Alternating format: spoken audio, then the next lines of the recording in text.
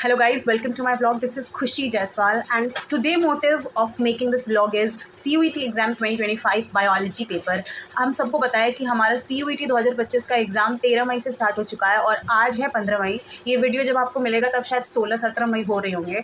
तो क्वेश्चंस आए थे, इन्विजिलेटर्स कैसे थे, सपोर्ट कैसा था वहाँ के इन्विजिलेटर का, पेपर का परफॉर्मेंस कैसा था, NTA ने क्या इस बार फिर से प्रॉब्लम क्रिएट की है बच्चों के लिए, ये सब का सवालों का जवाब मैं आपको यहाँ पे दूँगी। सबसे पहली बात, paper was easy to moderate. मेरे हिसाब से मुझे ऐसा लगता है कि 13 तारीख से पेपर स्टार्ट हो चुका है, 14-15 बीत गए हैं। तो मैंने जैसे इन्फॉर्मेशन गैदर की है और मैंने जैसा पेपर, मुझे ऐसा लग रहा है कि जैसे जैसे पेपर दूर जिसका बढ़ता जाएगा, मुझे लगता है 0.5% जो पेपर का लेवल है वो और बढ़ता जाएगा। तो इसीलिए सिंस आप अगर नीट एस्पिरेंट है, आपने नीट का एग्ज़ाम दिया है, तो आपको पता होगा पेपर पैटर्न कैसा रहा है इस बार नीट का। इसीलिए आपको NCERT कुछ स्तर की NCERT आपको घोर के पी जाना है, क्योंकि इस बार भी कुछ ऐसी चीज़ें देखने को मिली है, जैसे कि कुछ एक ऐसे चैप्टर्स थे जिनके ऊपर एक या दो क्वेश्चंस काफ़ी मतलब उतने ही बनते थे, उससे ज़्यादा नहीं बनते थे। लेकिन इस बार NTA ने क्या किया है कि एक चैप्टर को पकड़ के उसने 4 से 5 क्वेश्चन दे दिए हैं। सही सुना आपने, microbes in human welfare biology का जो चैप्टर है माइक्रोब्स इन ह्यूमन वेलफेयर, जो कि एक 2 से 3-4 पेज का बस चैप्टर है, उन्होंने इस बार 3 से 4 क्वेश्चन इसी चैप्टर से दिए हैं। तो ये चैप्टर की NCERT तो घोर के पी जाओ भाई, किसी भी कीमत में। मैं आपको बोल रही हूँ कि आराम से आपको 3 से 4 क्वेश्चन इसी चैप्टर में से देखने को मिलेंगे। और सबसे ज़्यादा इंपॉर्टेंट चैप्टर अगर मैं आपको बताऊं तो वो है ह्यूमन रिप्रोडक्शन घोर के पी जाओ। पूरा NCERT, अभी करंट NCERT लो, पुरानी NCERT लो, जो चीज़ तुम्हें लग रही है तुम अभी के टाइम में कर सकते हो वो चीज़ प्लीज़ कर लो, क्योंकि human reproduction is very very necessary. वो आप पी करके जाना, पूरा घोर के पी करके जाना। मैं ये चीज़ बार बार रिपीट कर रही हूँ क्योंकि ह्यूमन रिप्रोडक्शन से बहुत क्वेश्चन आए हैं। अप्रॉक्स 3 से 4 क्वेश्चन ह्यूमन रिप्रोडक्शन से ही आए हैं और उसमें से भी मैं कुछ टॉपिक्स आपको बता रही हूँ।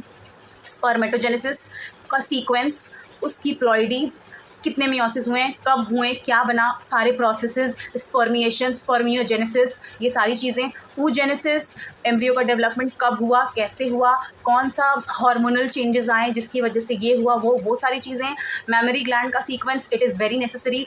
और जो पार्चुरेशन के टाइम में कौन से हार्मोन क्या मदद करते हैं, मतलब कि आप समझ रहे हो मैं ऑक्सीटोसिन की बात कर रही हूँ, उसको तो एकदम रट जाना भाई। घूम फिर के वो पेपर में दिखेगा, ऑप्शन में दिखेगा, आपको एक क्वेश्चन ऑक्सीटोसिन से ज़रूर आएगा, किसी भी कीमत पे आएगा। दूसरी बात ये, ह्यूमन रिप्रोडक्शन में कौन से मंथ में कौन से बेबी का कौन सा पार्ट डेवलप हुआ, दिस इज़ वेरी नेसेसरी। एक मैच द कॉलम आएगा जिसमें सारी चीज़ें रहेंगी, आपको मैच करना होगा। आपको आराम से एक क्वेश्चन आप इसमें से ले लो, आएंगे ही आएंगे चाहे कुछ भी हो जाए। इवोल्यूशन, जो जियोग्राफिकल टाइम पीरियड इवोल्यूशन का दिया है उसको घोर के पी जाना। कोई भी ट्रिक ढूंढो यूट्यूब पे, कोई भी ट्रिक ढूंढो, कुछ भी करो, लेकिन वो पढ़ के जाना, क्योंकि that is very very important. 1 से 2 क्वेश्चन उस जियोग्राफिकल टाइम पीरियड से आप सोच लो, आएगा और 100% आएगा। आप इसी चैनल पे वापस आओगे और आप थैंक यू बोल के जाओगे कि थैंक यू खुशी कि आपने मुझे बताया और ये सेम चीज़ आई है। रही बात 11th के कुछ चैप्टर्स के, जैसे जेनेटिक्स से आई थिंक इट्स, और कुछ और इम्पॉर्टेंट चैप्टर्स जैसे genetics, molecular basis of inheritance, ये सारे चैप्टर्स आपको पता है, ये एक प्रिंसिपल है, ये एक बेसिस है कि आपको ये पढ़ना ही पढ़ना है किसी भी कीमत पर, तो ये आपको करना ही पड़ेगा। प्रिंसिपल ऑफ इनहेरिटेंस से आपको monohybrid cross, dihybrid cross, direct question पूछा है, उसके phenotypic ratio, genotypic ratio, incomplete dominance, ये सारी चीज़ें रट के जाना भाई।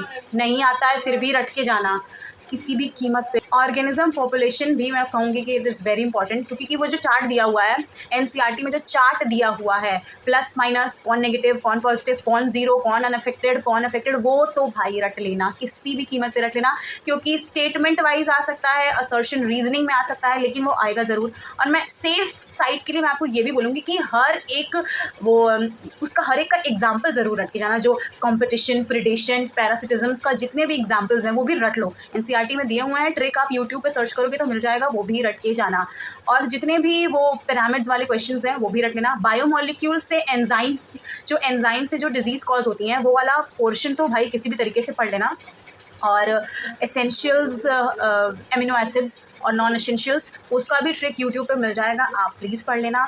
और बायोमोलिक्यूल से 1 ही 2 क्वेश्चन आए थे, ज़्यादा नहीं आए थे। लेकिन ज़्यादा अगर आप बात करोगे कि मेन फोकस सीयूईटी एग्जाम में एनटीए का था क्लास 12 के चैप्टर्स पे, मैंने आपको कुछ इंपॉर्टेंट टॉपिक्स बताए हैं, इंपॉर्टेंट चैप्टर्स बताए हैं। एंड और एक चीज़, one of the most important बोलूँगी, ह्यूमन हेल्थ एंड डिजीज़, उसमें से जो वो पोर्शन है, डिजीज़ वाला पोर्शन है, न्यूमोनिया वगैरह डिजीज़ कौन कॉज करता है, कौन सा कन्फर्म करता है टेस्ट, वो सब, वो जो वाइडाल टेस्ट वाला था, सेल्मोनेला टाइफाइड, वो प्लीज़ पढ़ लेना, उसके कॉजेज सिम्टम्स सब चीज़ मैं आपको बता रही हूँ। मैंने जो जो चीज़ बोला है इन सब, मैं झूठ नहीं बोल रही हूँ। आप पेपर देखोगे, पेपर देने जाओगे, आपको खुद लगेगा कि मैंने जो बोला है वो सही बोला है। पेपर देने से पहले प्लीज़ इसको एक 2x पे ज़रूर देख लेना। और मैं जो टॉपिक्स आपको बता रही हूँ प्लीज़ वो टॉपिक्स एक बार पढ़ लेना, बस एक बार देख लेना। मैं आपको बता रही हूँ मेरे कहे हुए सारे टॉपिक से आपके 20 से 25 क्वेश्चन कहीं नहीं गए हैं, वो सारे क्वेश्चन इसी में से घूम फिर के ही आएंगे।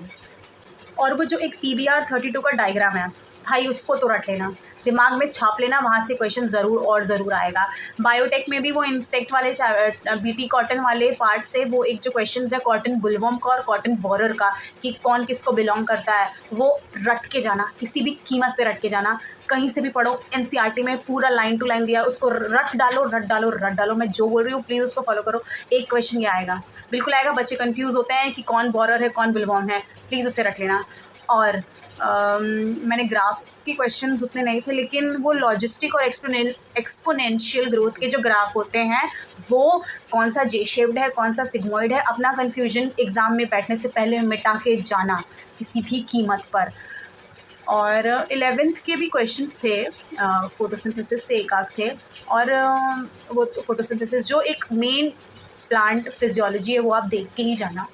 और सेक्शुअल रिप्रोडक्शन फ्लावरिंग प्लांट से पॉलिनेशन वाला देख लेना, कौन ऑटोगेमी का डेफिनेशन, गिटनो का, जीनोगेमी का सारा डेफिनेशन देख लेना। और एंडोस्पर्म वाला पार्ट कि एंडोस्पर्मिक सीड कौन सा है, नॉन एंडोस्पर्मिक सीड कौन सा है, वो भी देख लेना।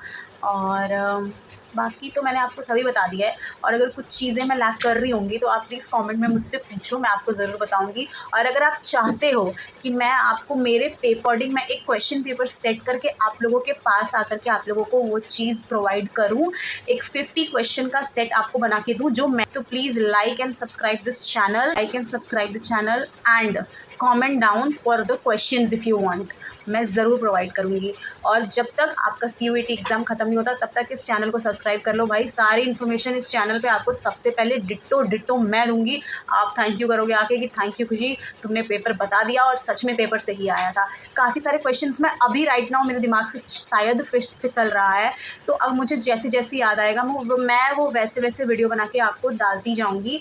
और मेरे पास 2024 को भी मैंने CUET का एग्ज़ाम दिया था, बायोलॉजी पेपर जो CUET एग्ज़ाम का है, मेरे पास वो पेपर अब तक पड़ा है मैंने। अब इसका 50% पेपर मैच कर रहा है, PYQ ही आ रहा है। PYQ देख के जाओ, रट के जाओ, अगर नहीं याद हो रहे क्वेश्चंस रट के जाओ। 24 के, 23 के, 22 के, 21 के 5 साल के PYQ तो देख के जाना आराम से, उसमें से 20 से 25 क्वेश्चन मैच करेंगे। और मैंने जो टॉपिक्स बताए वो पढ़ के जाना, उससे आधे पेपर मैच कर जाएगा बस। बाकी और कुछ जानकारी चाहिए, बने रहिए इस चैनल पे, लाइक ठोको, सब्सक्राइब करो और शेयर करो अपने CUET एस्पिरेंट से। और बायोलॉजी से रिलेटेड और कोई भी चीज़ें आपको जाननी है पेपर के बारे में तो आप प्लीज़ कॉमेंट करिए। और फिज़िक्स, केमिस्ट्री और इंग्लिश का पेपर मेरा अभी नहीं हुआ है, वो होने वाला है, तो उसके बारे में भी अगर आपको जानकारी चाहिए तो please like this channel, comment, I will provide you the information of that subjects as well. Thank you, bye bye.